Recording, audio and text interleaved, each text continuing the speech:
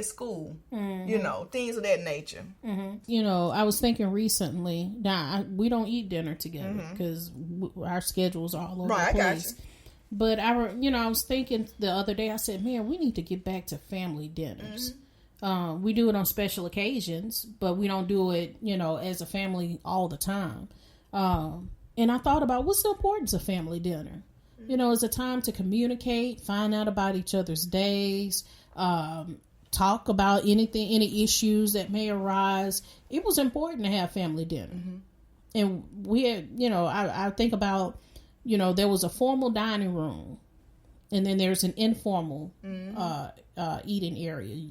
Informal eating area is usually a little small space in the kitchen where you put your dinner table.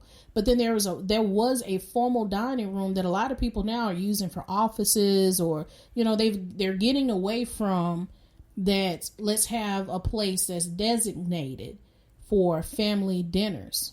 And how important it is. So that's one thing that, you may, as a parent, you may want to get back to that. A lot of times, my communication with my kids may be coming home from school. Hey, how was your day today? It was good. Well, what happened? I start asking probing questions because, number one, I want to know what's going on. But number two, I want them to feel free to communicate, because I have seen firsthand when a child that does not communicate with their parent what's going on with their life, and when the parent finds out all the stuff that this child is into, it's like, wow. But then you have to feel indicted at the same time, because you're like, but this was happening right under my roof and I had no idea.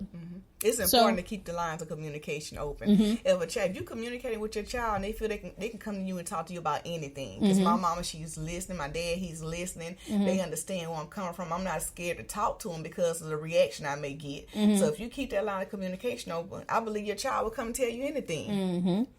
Let's talk about willful disobedience. Kids are like, I'm going to do what I want to do and I don't care.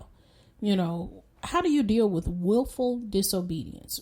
And it could be anything. It could be, man, I ain't going to school. I ain't going to her class today. I'm finna jump this fence and go to McDonald's, How do you deal with willful disobedience? Well, there's consequences to every behavior. And there's one to willful disobedience. We follow the progressive steps for discipline, and we take the measures that we need to take when it comes to willful disobedience, be it warning the first time, conference with the parent, in school suspension, but we try to not suspend a lot. We're trying to keep the kids in the school.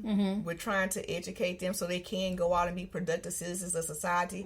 But by the same token, we can't just allow them to come in and do whatever they want to do. Because what I tell a lot of students, this is not a lawless society. You have to come into this school and you have to follow rules. And when you leave this school, there's still going to be laws that have to be enforced within this city and any other city that you step foot in. So you just can't come here and do what you want to do. But whenever they constantly went on being defiant and willful disobedience, we go ahead and take the proper steps that we need to take to handle the situation. Give us some examples of willful disobedience. I just threw one out there, leaving campus. Being in the classroom and you asking the teacher, can you leave out? He or she tells you no, you leave out anyway. Going on, you eat on first lunch way, but you decide I'm going to eat on second lunch way because my friend eat on second lunch way even after you've been warned. Just doing things that you've been told not to do, but you take it upon yourself. I'm going to do it anyway. Keep giving us some examples, because we got parents out there that's listening and they need to know some of the things that kids are doing that, is willful disobedience. It covers a variety of areas. I'm trying to think, right? It's amazing that now I'm just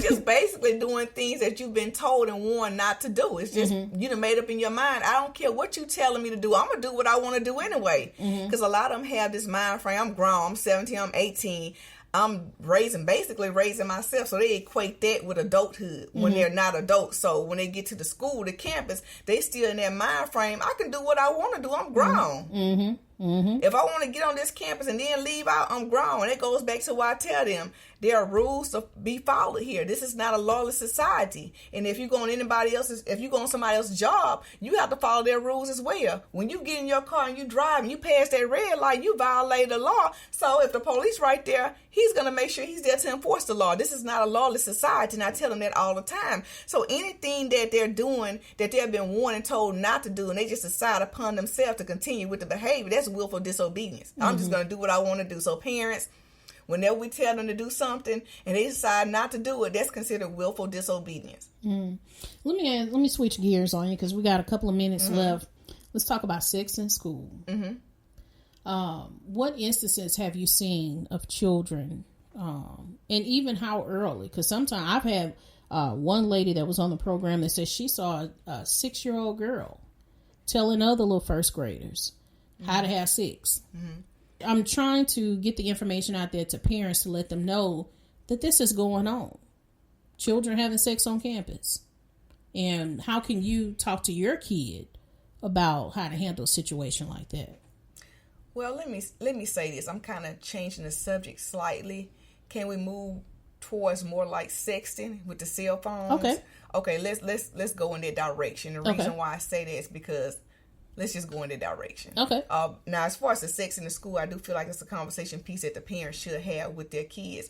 Although it does happen on the campus at times. But as far as sexting, that's sending sexual messages and pictures via text message from one student to the next student. And we get that a lot. And a lot of times these little girls go with these little boys and they break up and they've been sent them a picture of them being nude. They send them a nude picture and the little boy want to expose them because they are no longer together. Well, it's an issue now because it's child pornography. So what I have to let everyone know, and also people from actually reached the district attorney's office, they have come and talked to our students, informing them that if you send that picture or that text message to someone else, it's considered child pornography and you will get punished. That's a legal offense. That's not something that you should just brush under the rug. So what we're trying to do now, because what they have now with the iPhones, they like to airdrop things. And so they'll send a message, they'll send a picture of sexual content, messages or pictures, and they'll airdrop it. So, and we're letting them know that once we get to whoever is doing it, then you will be dealt with. So that's an issue that parents should address with their kids. Like it goes back to checking the cell phones. I know all parents don't check cell phones, but I would hate for your 16, 17, 18, 13, 14-year-old to get prosecuted because of child pornography. Wow, that's a really good thing to bring up. You have to check their phones. You have to see what they're doing because you'll be surprised. You know, I said it on the program before. Had a young lady. Holy Spirit told me, number one, again, have that relationship with the Holy Spirit. Holy Spirit told me to get my son's phone and check it. So I got his phone. Number one, he changed the code. And I told him, when you get this phone, I told him what his code was. And so he gave me this lame excuse. Well, Mama, they was, so-and-so had my phone and they knew my code, so I had to change it. I said, okay, well, when you changed the code, you were supposed to tell me what the code was and that you changed it. Before you changed it or whatever. So anyway, got his phone. I put it in my drawer. The next morning, I went to grab his phone to give it to him. And I see at 3 a.m., this girl had texted him. And so I said, come here. Give me that code again. Unlock the phone. And I started reading what they were saying. And I went back and she had sent him a picture of her breast. And asked him, did he like it? And I messaged the young lady. I kept his phone that day, and I messaged the young lady, and I told her, any person, whether it's my son or anybody else that asks you to give them a picture of your body parts or anything, I said, you shouldn't be texting anything like that to anybody. I don't care who it is. Now, my son, he didn't ask for the picture. She sent it to him. But I told her, I said, that goes back to knowing who you are. It does. I said, now, you're a pretty young lady. You got, you have a lot going for yourself. Don't do that. Don't do that. And, I should have went a step further and contacted her mom. But I talked to the young lady. And then I told her, don't text my son. I had no dealings with him.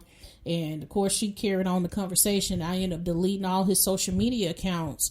and and had to kind of ridicule her on social media. Not her, but let the kids know you do what your parents tell you to do. Right. And because Timothy did not follow instructions, his account will be deleted in the next 30 minutes. Oh yeah, I did that. Good job. But we have to be attentive, right? Because there's so much that is going on.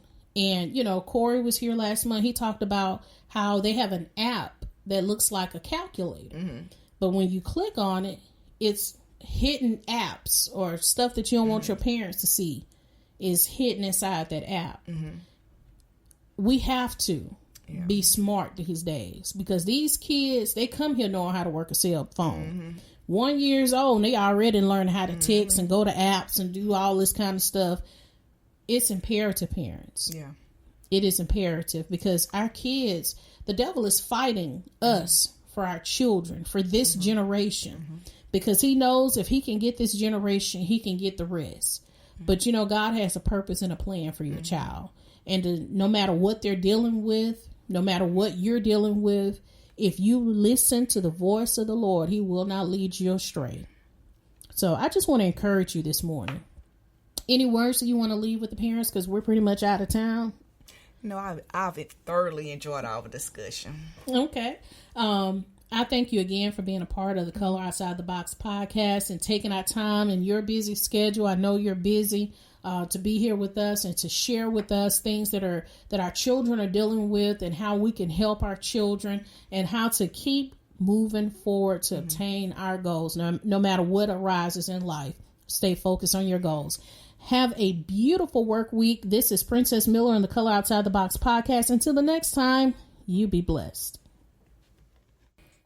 Color Outside the Box is a podcast series that focuses on creating a better you. Whether it's advice about family, relationships, raising children in this technological world, marriage, or careers, we seek to find the answers to help you live your best life.